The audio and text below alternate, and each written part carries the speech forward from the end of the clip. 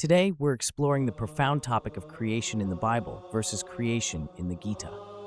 Using AI, we're analyzing each text impartially, examining how these two ancient scriptures describe the origin of the universe and life. Our goal is to present a balanced, logical view based on evidence and analysis, free from any emotional or religious bias. Let's begin with the account of creation in the Bible, specifically in the book of Genesis. The Bible's creation narrative is linear, presenting a six-day progression in which God creates different aspects of the universe, culminating with humankind on the sixth day. Genesis 1:1 begins with the famous line, "In the beginning, God created the heavens and the earth." The days of creation unfold in an orderly sequence. God separates light from darkness, the waters from dry land, creates plant life, celestial bodies, animal life, and finally humans in his own image. On the seventh day, God rests, marking it as holy. This structured creation story emphasizes a purposeful and deliberate act by a singular, omnipotent God. From a deductive standpoint, this narrative establishes the Bible's view of creation as a one-time event that has a clear beginning, order, and purpose, showcasing a powerful, intentional act of God. What do you think of this portrayal? Let us know in the comments. Now let's contrast this with the perspective in the Bhagavad Gita, an essential text in Hindu philosophy.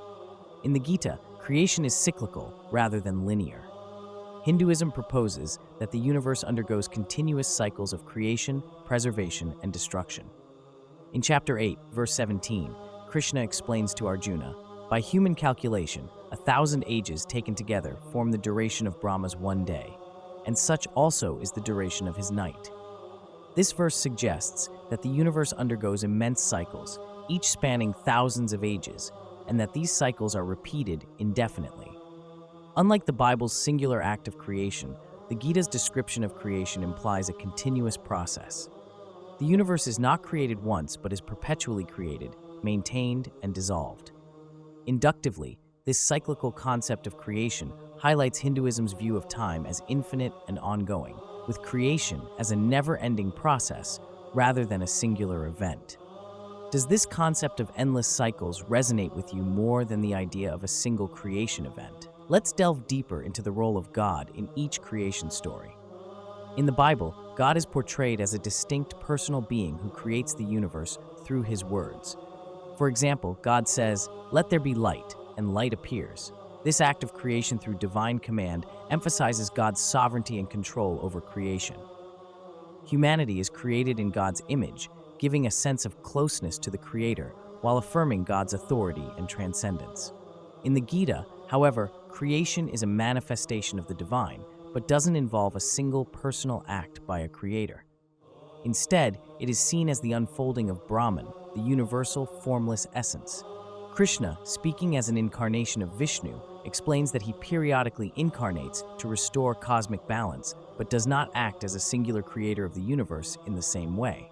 From a deductive perspective, this suggests that Hinduism sees creation not as a one-time personal act by a deity, but as an ongoing emanation of the divine essence. Which perspective resonates more with your understanding of the divine? Another key difference is in the nature of the universe itself. In the Bible, creation is described as good. After each day's creation, God looks upon his work and declares it good.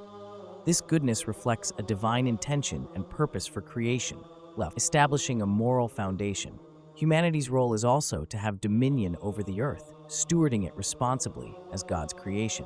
In the Gita, creation itself is not morally defined as good or bad. Instead, it is seen as a reality to be understood and transcended. Hindu philosophy often views the material world as Maya, or illusion, meaning that while the world is real, it is temporary and not the ultimate truth. The goal, therefore, is not to dominate creation, but to understand its transient nature and eventually transcend it. Inductively, we see that Hinduism emphasizes spiritual liberation over dominion, guiding individuals to move beyond the temporary to realize the eternal. What do you think of this perspective? Should we seek to understand and transcend the world, or steward it as a creation of God? Now let's look at the place of humanity in each creation account. In the Bible, humans are the pinnacle of creation, made in God's image and granted a unique role in the created world. This gives humanity a special relationship with God. with moral responsibilities and the free will to make choices. According to Christian belief, humans are meant to live in harmony with God's will, and the fall of Adam and Eve represents humanity's disobedience and separation from God. In the Gita, humans are not seen as the pinnacle of creation, but as part of a vast cosmic order. The human soul, or Atman, is considered eternal and divine, a part of Brahman. Every individual is encouraged to pursue their dharma, or duty, to achieve self-realization and liberation from the cycle of rebirth. This view does not place humanity above other forms of life, but encourages spiritual equality and the pursuit of higher understanding. Deductively, the Gita presents humanity's purpose as spiritual growth and unity with the divine, rather than dominion over the earth. Which view of humanity's purpose aligns with your beliefs? Lastly, let's consider the concept of time in both creation narratives. In the Bible, time is linear, starting with creation and moving toward an eventual end or final judgment. This linear view of time creates a sense of urgency and purpose, as believers are encouraged to live righteously in preparation for the end times and God's ultimate judgment. In the Gita, however, time is cyclical. The universe and all life within it are part of an eternal cycle of birth, death, and rebirth. There is no final end, but rather an ongoing process of transformation and renewal. This cyclical view of time encourages individuals to focus on their spiritual journey, knowing that life and creation will continue in endless cycles. Inductively, this difference shows that Hinduism embraces an eternal, regenerative view of time, while Christianity emphasizes a linear, purpose-driven timeline. Which concept of time, linear or cyclical, do you find more meaningful? In conclusion, the Bible and the Gita offer distinct perspectives on creation.